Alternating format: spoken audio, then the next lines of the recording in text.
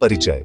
जब भी हम इनकम टैक्स की गणना करते हैं तो हर बिजनेस ओनर के मन में सबसे बड़ा सवाल यही होता है, कौन सा खर्च टैक्स में घटेगा और कौन सा नहीं। यह एक ऐसा सवाल है जो सीधे आपके प्रॉफिट और टैक्स लायबिलिटी पर असर डालता है।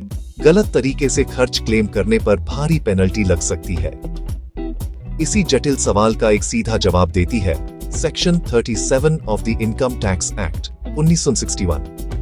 यह सेक्शन बिजनेस खर्चों की दुनिया में एक गेटवे की तरह काम करता है। आज की इस वीडियो में हम समझेंगे सेक्शन 37 क्या है, कौन से खर्च अलाउड है, कौन से डिसअलाउड है। कुछ जरूरी केस लॉज की मदद से इसे और गहराई से जानेंगे और टैक्स डिपार्टमेंट इसे कैसे देखता है। सेक्शन 37 को रेजिडुअरी सेक्शन कहा जाता है। इसका मतलब यह है कि अगर कोई खर्च सेक्शन 30 से 36 में स्पेसिफिकली कवर्ड नहीं है, जैसे रेंट, रिपेयर्स, डिप्रिशिएशन, तो भी वह सेक्शन 37 के अंतर्गत अलाउड हो सकता है। लेकिन इसकी 3 मुख्य शर्तें हैं। खर्च कैपिटल नेचर का न हो, पर्सनल न हो और पूरी तरह से बिजनेस के लिए किया गया हो। सेक्शन 37 का सबसे महत्वपूर्ण शब्द है wholly and exclusively for the purpose of business। इसका मतलब यह नहीं है कि खर्च करना मजबूरी था, बट कमर्शियल एक्सपीडियंसी प्रूफ करना काफी है। यानी आपको यह दिखाना होगा कि यह खर्च आपके बिजनेस को चलाने या बढ़ाने में मदद करता है। सेक्शन 37 में 2 तरह के खर्च हमेशा डिसअलाउ होते हैं। कैपिटल एक्सपेंडिचर, जैसे जमीन खरीदना, मशीनरी, बिल्डिंग, ये एसेट्स हैं, खर्च नहीं।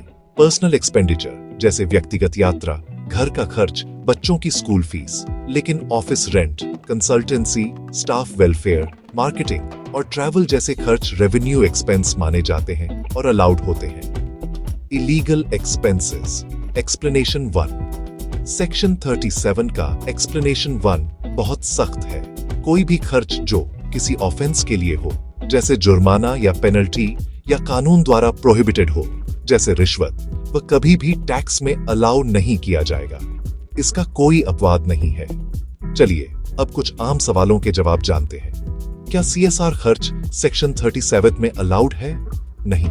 एक्सप्लेनेशन 2 के अनुसार कॉर्पोरेट सोशल रिस्पॉन्सिबिलिटी पर किया गया खर्च बिजनेस एक्सपेंडिचर नहीं माना जाता और डिसअलाउ होता है।